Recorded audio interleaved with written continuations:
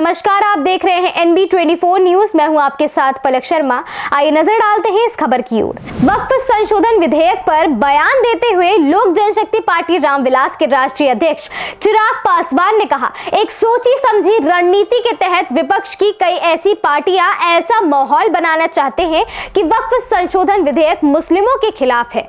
यह विधेयक अभी संसद में चर्चा के लिए आया भी नहीं है, लेकिन इसकी आशंका में ही इन नेताओं ने जनता के बीच गलत संदेश फैलाना शुरू कर दिया है।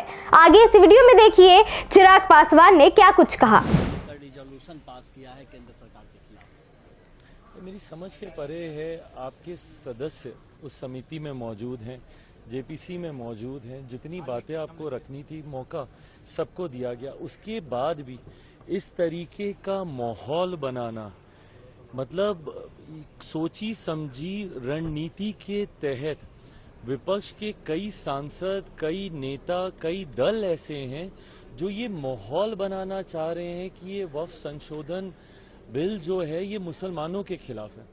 मेरी समझ के परे है कि इस तरीके से मुसलमानों के बीच में आप अपनी राजनीतिक रोटियां सेकने की सोच से, और कौन कौन से दल नहीं है, कांग्रेस जैसी पार्टियां, राजद जैसी पार्टियां, सपा जैसी पार्टियां।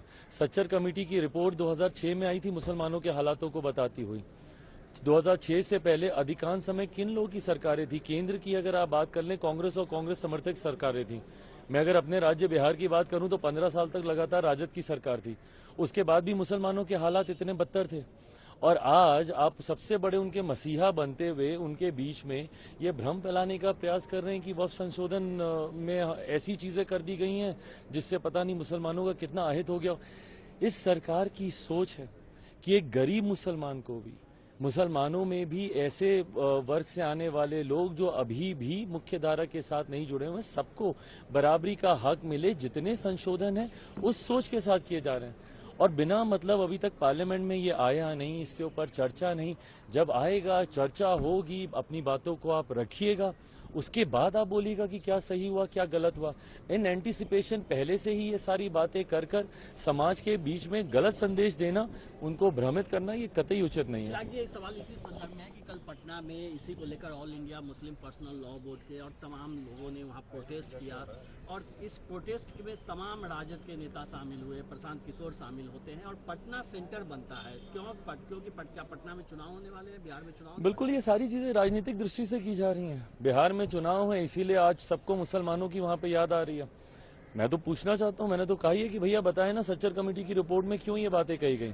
बताएं, राजद जवाब देना कि भाई 15 साल तक लगातार आप सत्ता में थे ना, आपका तो समीकरण भी है भाई। आप तो MY को एकदम सीना ठोक के आप बोलते हैं, तो उस MY समीकरण में क्यों M की हालत ऐसी रह गई? फॉर दैट मैटर Y की भी हालत आपने कोई सुधारी नहीं है वहां पे, बट आपके M की हालत इतनी खतर, इतनी बदतर क्यों हो गई? इसका जवाब इन लोगों के पास है नहीं। बट आज क्योंकि चुनाव आ रहे हैं, सब वहां पर जा रहे हैं हितैषी बनने के लिए। और ताज्जुब तो मुझे कई ऐसे मुस्लिम धार्मिक संगठनों से भी है कि भाई आप मुझ पे तो सवाल उठा देते हैं, आप एक ऐसे बेटे पे सवाल उठा रहे हैं जिसके पिता ने अपनी पार्टी को समाप्त कर दिया 2005 में मुस्लिम मुख्यमंत्री बनाने की बात कर। बट इन लोगों से आप सवाल नहीं पूछ रहे जो अपने आप को मुसलमानों का संरक्षक बोलते हुए, उनका हितैषी बोलते हुए, आज तक उन्होंने मुसलमानों को लूटने के अलावा, उनको अपना वोट बैंक बनाने के अलावा उन्होंने कोई काम नहीं किया। इस खबर में बस इतना ही। देखते रहे NB24 न्यूज।